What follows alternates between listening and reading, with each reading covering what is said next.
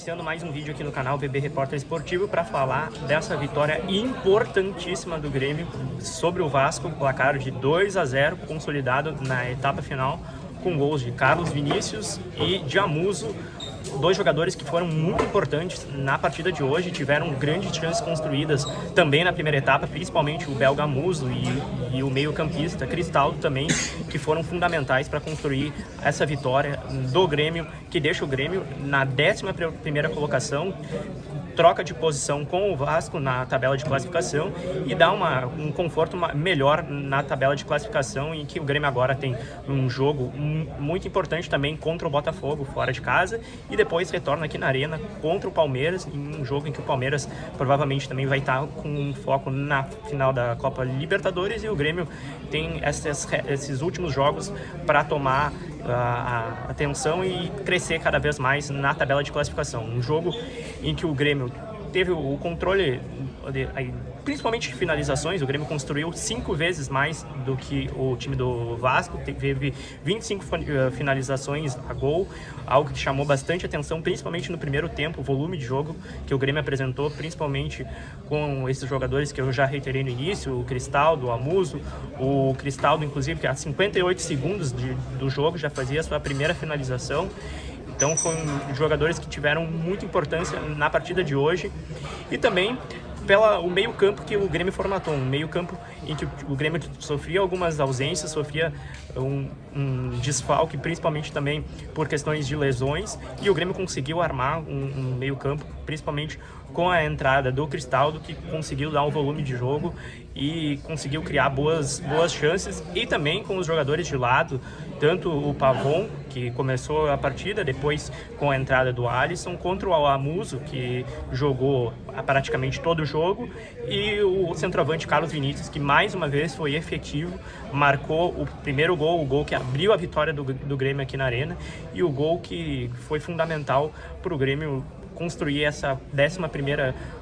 colocação do Campeonato Brasileiro, um momento em que o Grêmio vinha de um empate contra o Fortaleza, lá em Fortaleza, e um momento em que o Grêmio precisava dar resposta para sua torcida depois da derrota sobre o Cruzeiro aqui na Arena pelo placar de 1-0.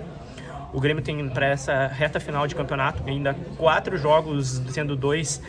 fora de casa e 2 aqui na Arena, e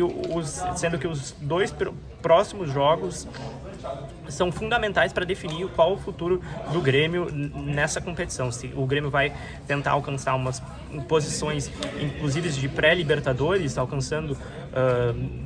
posições que possibilitem a alcançar a pré-libertadores, ou se vai permanecer nessa zona de classificação para a Copa Sul-Americana, em que o Grêmio se encontra no momento, e que no jogo de hoje conseguiu eliminar qualquer risco de rebaixamento, pelo que eu analiso e pelo que eu percebo do desempenho do Grêmio nessas últimas rodadas do campeonato. O Grêmio vai apenas ter um cumprimento de tabela, seguir crescendo, evoluindo cada vez mais para poder consolidar a melhor colocação possível e ter um crescimento cada vez maior nessas rodadas, e potencializar atletas também, como o próprio Carlos Vinícius, que substituiu nessa temporada o Bright White, que ficou suspenso. Então certamente vai ser um jogador que está consolidado no sistema de ataque do Grêmio, o centroavante, e que está conseguindo suprir a falta do Bright White, que era um jogador muito importante, fundamental para o Grêmio,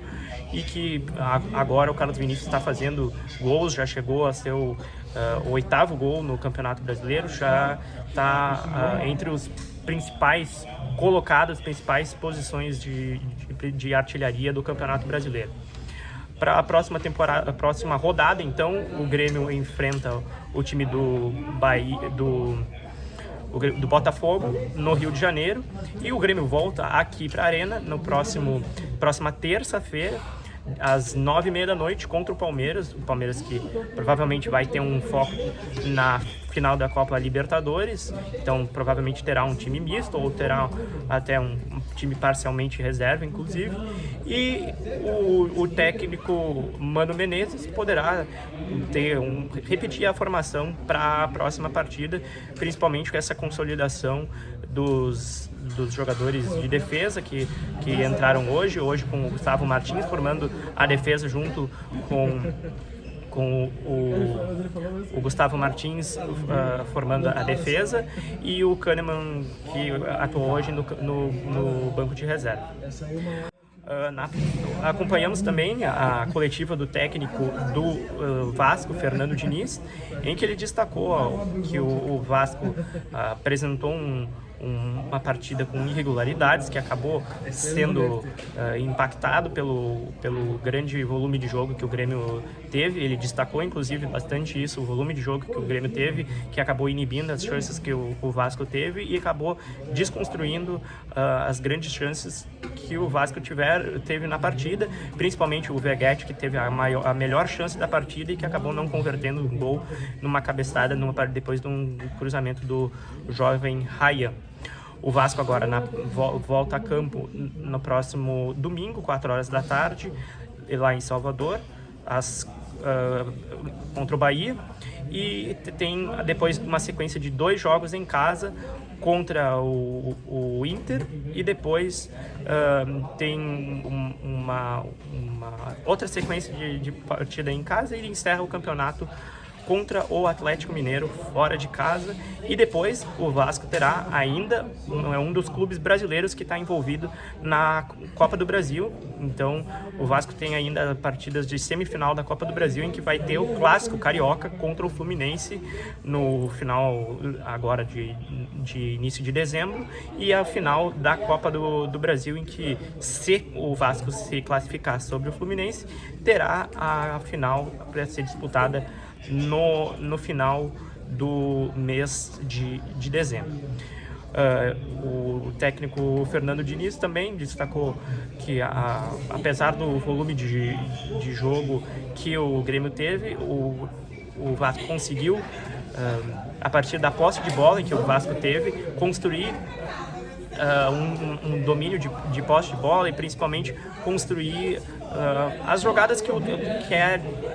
padrão do técnico Fernando Diniz, uma jogada de troca de passes, construindo desde o sistema defensivo, articulando pelo meio campo e depois construindo até o ataque. E o técnico, inclusive, ressaltou, através da minha pergunta, sobre o impacto das 4 derrotas e em relação às semifinais da Copa do Brasil. Ele destacou que o foco nesse momento é o Bahia, que é o próximo adversário, e depois as sequências das partidas em casa e o fechamento da campeonato contra o Atlético Mineiro, e que ele não tem um foco nesse momento para a semifinal da Copa do Brasil contra o Fluminense. Você confere aqui nessa reta final do vídeo, depois desse meu comentário, a minha pergunta e a resposta também do técnico do Vasco à minha pergunta. E desde já eu agradeço a sua audiência,